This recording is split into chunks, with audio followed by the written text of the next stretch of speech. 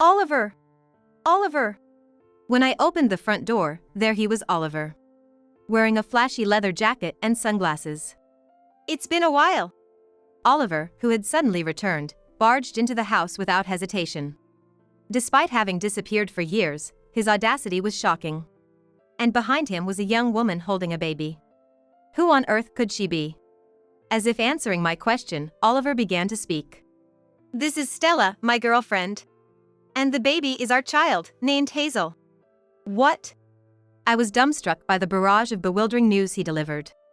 Moreover, when he said he had something to talk about, the request he made was even more astonishing. I'm handing over the daughter, so get a divorce and leave. What? It took me a moment to comprehend what he was saying. How could anyone think like this? Staring at me in disbelief, my daughter Chloe looked utterly disenchanted. Then, she said something unexpected. Divorce is not an option with Mom. Because. The next words from Chloe turned Oliver and Stella pale. My name is Luna Smith. I'm a 50-year-old employee, living a life with my high school daughter, Chloe. Though, I'm not a single mother. I have a husband. His name is Oliver, also 50 years old. However, we are not living together. Worse, I don't even know where he is. Oliver disappeared a few years ago. He just left the house one day and went missing. Of course, I did everything I could. Asked friends and acquaintances, filed a missing person report with the police. Yet, to this day, his whereabouts remain unknown. At this point, I thought it was time to give up. Oliver is probably never coming back. Our marriage was already strained. Divorce seemed inevitable. Just when I thought it was time to live a modest life with Chloe, Oliver suddenly returned. And then, one shocking truth after another was revealed. I could only be astounded by the twists life can bring. But before I talk about Oliver, let me start with my own situation. I lost my mother when I was young and was raised in a father-only household. My father was strict but kind, always caring for me. Don't hold back for Dad's sake, do what you love. I remember him saying that with a smile, as if it were just yesterday. Thanks to him, I was able to dedicate myself to my studies without any worries during my school years. After landing a job, I worked hard, and whenever I had time, I traveled with friends or enjoyed my hobbies, living a fulfilling life. Before I knew it, I was already 30. Just when I was starting to feel a bit anxious about marriage, Oliver appeared before me. Introduced by a friend, Oliver was the same age as me. He was a bit of a show-off, but he knew a lot of fun things to do and always seemed to be enjoying himself. Gradually, I was drawn to the cheerful Oliver. After we started dating and he proposed, I decided to marry him. However, my father expressed his reservations about me marrying Oliver. I'm just worried about that guy. That was my dad's constant refrain. That's not true. He might seem a bit frivolous at first glance, but he's a kind and good person. You don't understand him at all. I would always retort to my father in this manner.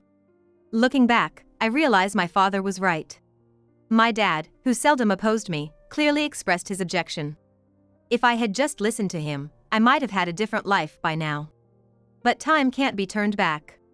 Soon after, I found out I was pregnant. It was around this time that Oliver slowly began to show his true colors. Man, this bike looks cool. Hey, I want to buy it with my next paycheck. Oliver pointed at a motorcycle in a magazine, smiling brightly. Lately, he seemed to be getting into motorcycles, spending his weekends tinkering with them. He started hanging out less, and I felt his spending was getting a bit reckless. What are you talking about? You already have one. Think about our finances. Our child is going to be born soon. Yeah. Man, you're so nagging. Oliver responded with a bored expression. Lately, Oliver's attitude hasn't been great. I wonder if it's just my imagination, but it feels like I've become his second or third priority since we got married. Maybe we're just going through a rough patch. I was thinking of it lightly, just like that. I had no idea that a terrible event was about to unfold. Wait, what's with this bike? I was shocked and blinked in surprise when I saw a shiny new motorcycle in front of our house. I went ahead and took out a loan to buy that bike, Oliver said proudly. How about that? Cool, right? I was furious, having never thought he'd actually buy it. But Oliver, unfazed by my lecture, immediately started taking care of the bike. I was utterly dismayed by his selfish actions. Especially now, when I wanted to save as much money as possible for our coming child. Rubbing my belly, I muttered complaints to myself. A few days later. In the evening, while I was preparing dinner, Oliver called. He was supposed to be out riding his motorcycle around, but something must have happened. When I answered the phone, Oliver, with a trembling voice, started to say something terrifying. Luna, something terrible has happened. I was speeding a bit and hit someone. What? My mind went blank. Apparently, the other person was unconscious, and he had hurriedly called an ambulance. Oliver seemed to be slightly injured as well, but the situation was unclear. Let me know when the ambulance arrives and the hospital is decided. I'll come too. Saying that, I hurriedly hung up the phone. Once I arrived at the hospital, I looked for Oliver. Oliver was in the waiting room, talking to the police. He had a bandage on his knee from a scrape, but other than that, he didn't seem to have any injuries. I joined the conversation and got information about the other party involved. The other party was a young businessman named Luke Jones. The victim's parents and wife arrived with pale faces. His condition seemed to be quite severe. Soon after, a doctor came out of the operating room. The moment I saw his face, I guessed the outcome. As expected, the doctor announced, "He has just passed away." The wife's screams echoed through the hallway. After that, it was like hell. Oliver was immediately arrested. He was going to prison for a traffic-related offense. The situation was that Mr. Tanaka was crossing the street at a green light when Oliver hit him. Speeding and running a red light, and on top of that, the fact that the victim had died, must have led to the judgment that it was a particularly malicious accident. What's more horrifying, that motorcycle wasn't insured. So, compensation to the victim's family was covered by the mandatory liability insurance everyone must have. But even after that, the amount wasn't enough. The rest had to be paid by Oliver, the offender. Ah, man, this is bad. I don't have the money. Luna, can you cover it for me?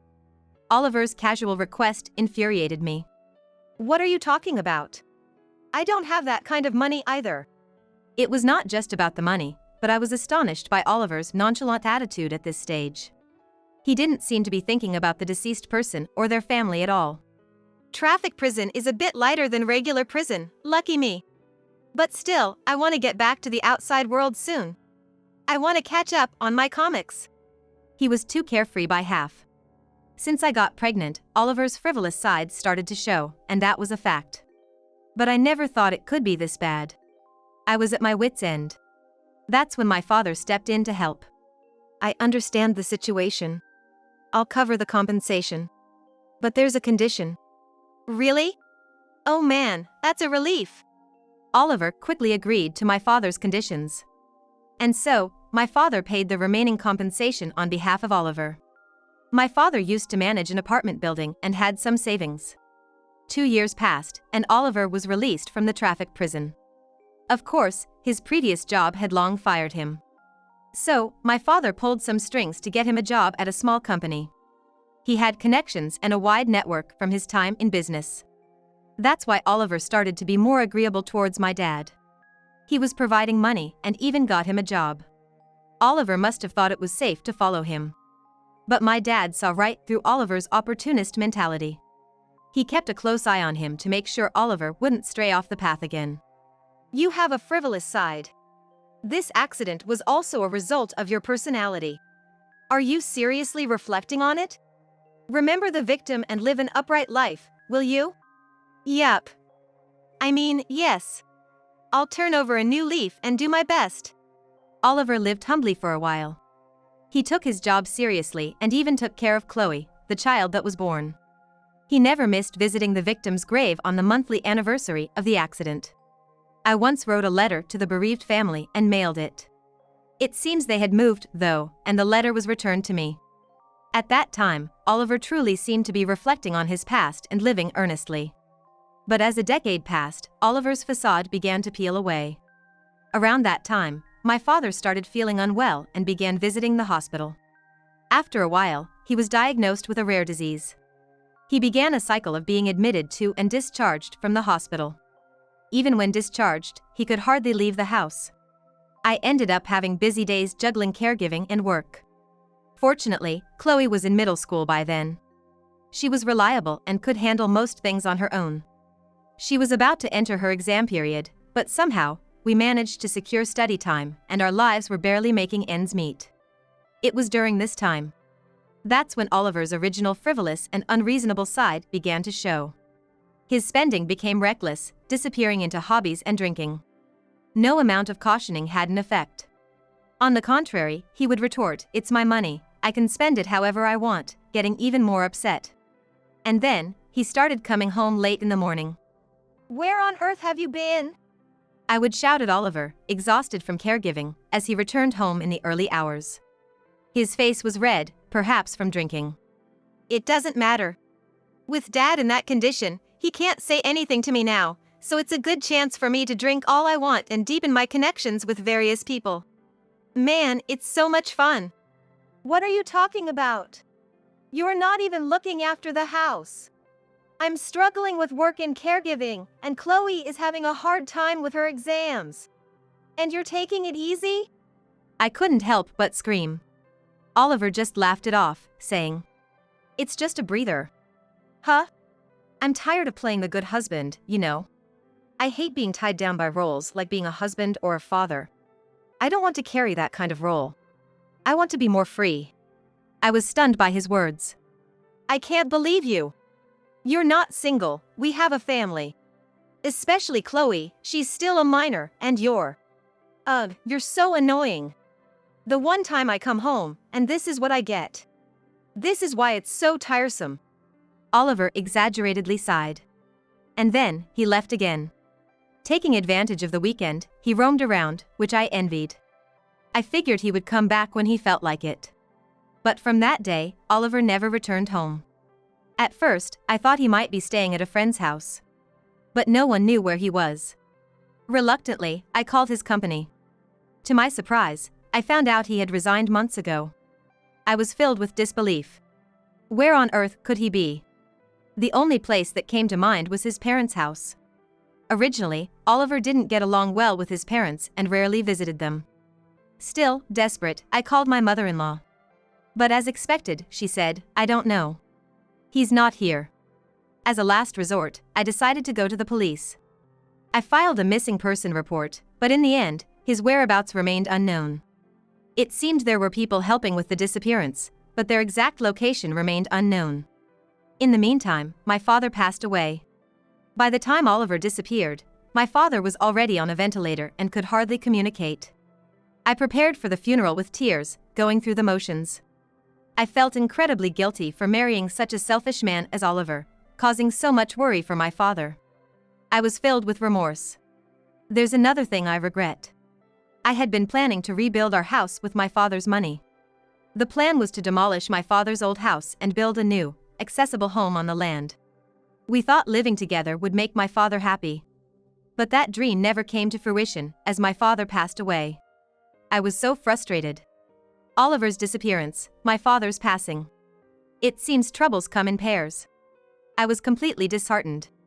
As a result, the plan to build a new house had to be put on hold. It took years amidst everyday life to gradually regain my strength. Although my father had passed, I decided to build the house with the money he left us. After all, those of us who remain need to keep living. Eventually, the house was completed, and Chloe and I moved from our previous apartment to our new home. Looking at our house, I felt a strange sense of peace wash over me. Even Chloe was smiling. There's no point in staying down forever. Let's start anew here. Just as I had that thought, something I never expected happened. It was one morning when... Suddenly the doorbell rang. Opening the door, I was stunned by who stood there. Oliver! Oliver had suddenly returned. Wearing a flashy leather jacket and sunglasses. What the hell? How did you find this place? Long time, no see. Building a new house on your father's land, huh? That's quite the move. Ignoring my questions, Oliver just waltzed into the house. Same old Oliver. Why are you just walking in? Where have you been all these years? Do you have any idea how desperately we've been looking for you? Hey, don't be so mad. Let's all sit down and talk. Oliver began to take charge as if nothing was amiss. Mom, who is this?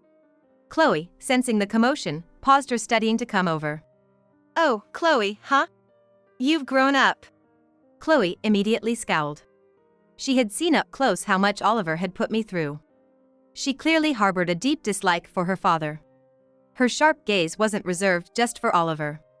Following behind Oliver was a young woman, causing Chloe to look suspicious.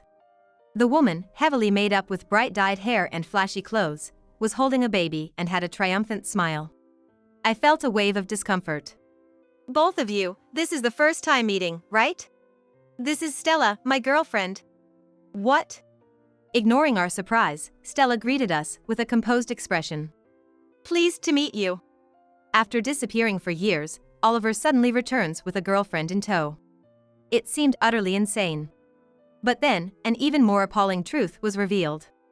Pointing to the baby Stella was holding, Oliver proudly said, This kid is mine and Stella's.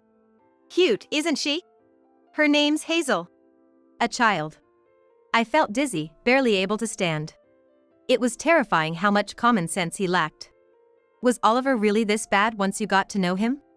I managed to squeeze out my voice. You come here out of the blue, with a girlfriend and a child. What's this all about? You should have done this after getting a divorce. In the first place, you are. Stop. Enough with the preaching. Can we talk about our situation? We came here today because we have a favor to ask. Oliver, cutting off my speech with a hand gesture, sat down as if he owned the place, alongside Stella. Such outrageously unconventional behavior. Their way of thinking was completely incomprehensible to us. How can we possibly listen to a favor from people as senseless as you two? Just get out now. Chloe shouted, her expression full of disgust. Then, Oliver dramatically pretended to be scared. Oh, scary, scary. Chloe's getting more like Luna. Not cute at all. Don't mock me. Chloe glared at Oliver and Stella. I put my hand on Chloe's shoulder. Chloe, let's calm down for a moment. I doubt it's anything worthwhile, but let's hear them out. We couldn't let Oliver dictate our emotions. We had to stay calm. Realizing this, I managed to soothe Chloe, who looked ready to lunge at Oliver. Then, we all sat down. What have you been doing since you left home? I asked, curious. Just before I left, I met Stella working at a club. She's young and cute, and we really hit it off. Oliver said, smiling at Stella. It was so creepy, it was almost funny. So, I told her about how my wife and in-laws were giving me a hard time, and she suggested I stay with her, so I did. What? Yeah, it was great. Stella isn't nagging like you, she's kind. Then we had a kid, and she told me I didn't have to work if I took care of Hazel, so I quit my job. A stay-at-home dad, you know? Oliver continued, unfazed by our stunned silence. Sometimes Stella goes to work in clubs out of town, so I'd go with her, living in different places all over the country. Felt like a vacation, it was awesome. No wonder we couldn't find him. Basically, Oliver was living off a younger woman. But with the kid getting to daycare age, we thought it was time to settle down, so we came back home. Then we stumbled upon you guys. Followed you here and was surprised to see this new house. You guys are living the good life, huh? Oliver rambled on, grinning. Though I tried to stay calm, it's tough dealing with someone so far removed from common sense. So, what are you trying to say? I asked coldly. Oliver proudly stated. Basically, we want this house. It's big and just right for us. We'd make better use of it. I'll go ahead and divorce Luna, so you and Chloe can just move out. What? What are you talking about? So, Oliver paused before saying, I'm giving up the daughter, so divorce me and leave. At this point, it was beyond understanding. How could someone think this way? I was speechless, but Chloe unexpectedly spoke up. Divorcing you, Mom, is impossible. Because... Chloe continued with a cold expression. Did you forget about the promise to Grandpa? Huh? My father-in-law's. You haven't forgotten, right? About the compensation money for that accident, which Grandpa paid on your behalf. Oliver panicked at Chloe's words. Hey, what are you suddenly talking about? Huh? What, that accident? Stella looked puzzled. Didn't know? Even though you're his girlfriend. This man once hit someone with his motorcycle and went to traffic prison for it. The victim died. My father paid the compensation to the victim's family. But there was a condition attached. It was like this: I will cover all the compensation to Mr. Jones's family. In return, if there's an event that leads to the breakdown of my marriage with Oliver, I will reclaim the full amount from Oliver. Hearing my words, Oliver and Stella turned pale. Oliver must remember agreeing to those terms at the time. But he was probably too happy about the money being covered to remember the specifics. You left the house without permission, went missing without a trace, and on top of that, you got a mistress and had a child. That pretty much means our marriage is broken, doesn't it? But your father's gone now, right? Such conditions can't apply anymore, can they? Oliver was visibly flustered. Too bad. My father has indeed passed away. But did you forget? We made a written note of it. So, it has legal effect. If you breach that, we have the upper hand in a lawsuit. And there's more to the memo. If Oliver can't pay back the money, he must work at a day labor facility specified by my father, and the wages will be deducted from there. What? Oliver was speechless. He seemed to want to say something, but no sound came out. It was clear he didn't have the money. Oliver had always been the type to buy whatever he wanted right away and had no savings. Even now, he's living off Stella, who works at a club. He must be broke. That leaves the day labor facility as his only option. But that's exactly what Oliver fears the most. After all, he was supposed to work at that facility after his release. It's a place where ex-convicts do tough physical labor. Oliver, who loves taking it easy, showed a strong aversion. He disliked it so much that my father had to hide his criminal record and introduce him to a regular job instead. Knowing this background, Oliver must dread the idea of physical labor. No, I have money, Oliver said in a dry voice. Oh, where? Well, yeah, Stella has money. She's a top hostess, earns a lot. So, paying that compensation is no big deal for her. Regaining his composure, Oliver began to laugh carelessly. Ah, is that so? Well, as long as you repay, it doesn't matter how. Anyway, that's the deal. Stella, you either pay or work the day labor. We'll talk about divorce after repayment. Can't let you loose not knowing what you might do next. I said coldly, and Oliver replied with a smirk. Haha. Like I'd do day labor. Just get Stella to pay, and it's settled. I had completely forgotten about that old accident. Haven't visited the grave or thought about the victim's family since I left. Saying this, Oliver unbelievably joked. Then he turned to Stella. Right, Stella? You think the same, right? Stella? Hey, Stella?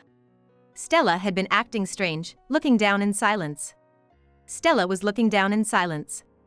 Upon closer inspection, her face was pale and her lips were trembling. The next moment, she uttered unbelievable words. It was you. Stella glared at Oliver. What's up? What happened all of a sudden, Stella? Stella suddenly raised her face, her eyes bloodshot as she yelled. You were the one who ran over my dad, Oliver. What?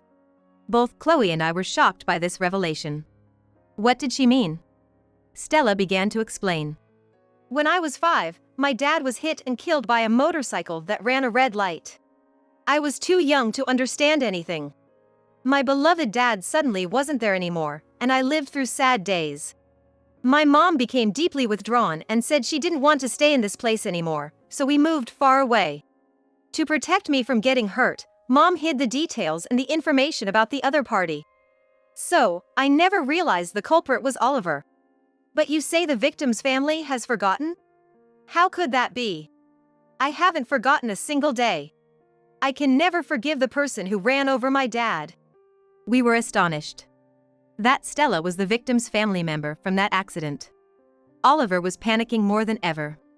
But the last names are different, right? The person I hit was a Jones. Stella's last name is Williams, right? There are many traffic accidents in the world. It's a case of mistaken identity? My mom remarried after my dad died. That's why my last name changed to Williams. Before that, it was Jones. My dad's name was Luke Jones.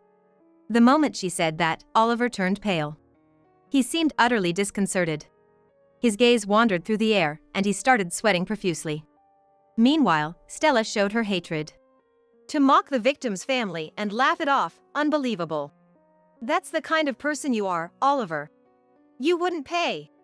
Don't mock me. Stella, completely enraged, had bloodshot eyes. Frightened by her voice, the baby Hazel she was holding started crying. However, she did not soothe her. In the silent room, only the baby's cries echoed. Oliver seemed to have lost the ability to speak, looking utterly vacant. Breaking the silence, I spoke up. So, that was the story. Now, as for the continuation, Stella, about living with Oliver in this house. Are you kidding? I could never be with a man like that. Stella displayed a look of contempt. It was hard to believe they were once so in love. A man who ran over someone and destroyed a family. Chloe quietly interrupted Stella's outcry. You were about to do something similar, weren't you? The room fell silent again. Stella slowly spoke up. What? What did you say? I'm sorry for what my father did with the accident. But that doesn't give you the right to enter a deep relationship with a married man and have a child, does it? What you did might not be a crime that lands you in jail like my father, but in terms of destroying a family, it's the same. Because you were trying to take away our father. Even though he's such a father. I'm different. I didn't mean to. Stella seemed to realize what she had done, and her words faltered. Stella, I was shocked too when Oliver disappeared. Sure, Oliver was a terrible husband, a terrible father. He might have been different from your dad. But the feeling of a broken home is the same. You must understand the pain that Chloe and I went through. The momentum Stella had just moments before disappeared, and she fell silent. After a long silence, Stella started to speak in bits and pieces. After the accident took my dad, my mom and I moved to a completely different place. My mom remarried, but I never got along with my new dad. I didn't want to stay in such a home and started hanging out more. Stella laughed at herself. I dropped out of high school and started working at a club. Working at the club made money, but there were many hard times too. I always thought my life was tough because my beloved father was gone. So, I lived hating the person who took him from me. After pausing for a bit, she continued. Chloe, was it? You're right, I knew Oliver was married and had a child, but I didn't care. The other family didn't matter to me, I was resigned. But now, I realize I've caused you and your family the same pain I felt as a child. Stella looked completely dejected. She had entered with Oliver, confident and even smiling, but now she seemed much younger. She must be in her early 20s. With more than a 20-year age gap, she was with a man in his 50s like Oliver. Was she seeking the fatherly affection she lacked? After hearing her story, it seemed the only plausible explanation. I'm sorry. A tear fell from Stella's eye. A tear fell from Stella's eye as Hazel looked at her curiously. Stella spoke through tears. I will raise Hazel on my own. I understand. I nodded. Stella is still young. I hope she reflects and starts over, never straying from her path again. And not getting caught by men like Oliver. And not getting caught by men like Oliver again. With that settled, it was Oliver's turn. So, your fate is decided. You'll be earning your keep through day labor. I said, and Oliver, who had been silent until then, quickly objected. No, wait a minute. I can't last in such a tough place.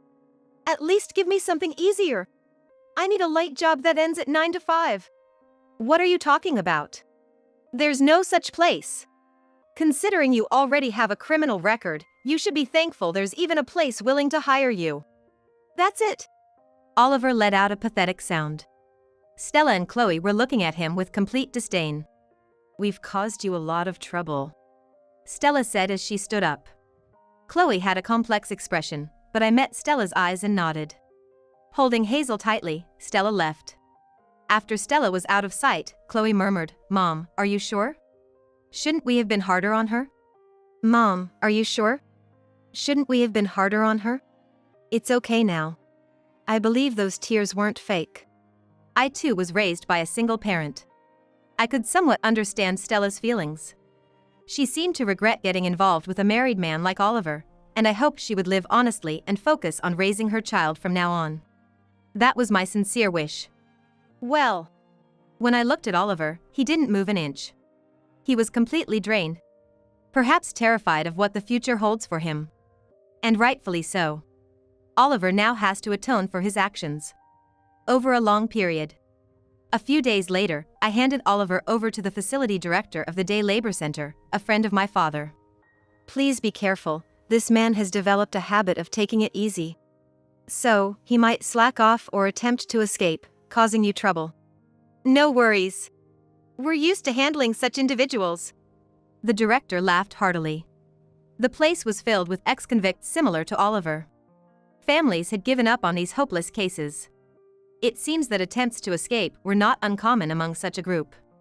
However, most of the facility's staff had experience working for security companies or were related to the police force. Surrounded by strong men, it would be difficult for the workers to escape. There seems to be a hierarchy within the facility, with newcomers at the bottom, getting worked hard. I hope that being physically and mentally trained here, Oliver truly becomes a decent person this time.